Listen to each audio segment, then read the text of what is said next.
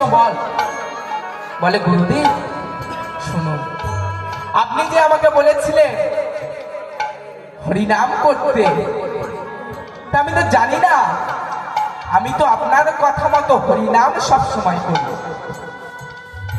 তবে তো আমি জানি না যে হরিনাম করলে কি হয়। হরিনাম করলে কি হয় তা আপনি আমাকে করুণা করে একবার বলে দিন গুরুদেব। যে ধ্রুবরাজ, আপনি একবার করুণা করে বলে দিন যে হরিনাম করলে কি হয়। শুনে ধ্রুবরাজ আবার চিন্তায় পড়ে গেছে। ধ্রুবরাজও এবার চিন্তায় পড়ে গেছে। তাহলে ছিল কজন? তিনজন। তিনজনেই জানে না হরিনাম করলে কি হয়। ধ্রুবরাজও এবার চিন্তায় পড়ে গেছে যে হরিনাম করলে কি হয়। ঠিক তো।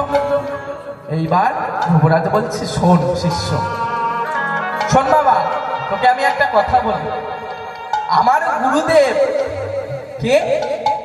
নারদ মুনি আমাকে বলেছিল দীক্ষা দেওয়ার সময় হরিনাম করতে, তাই আমি হরিনাম করি। জয় জয় শ্রী গুরু নিতাই।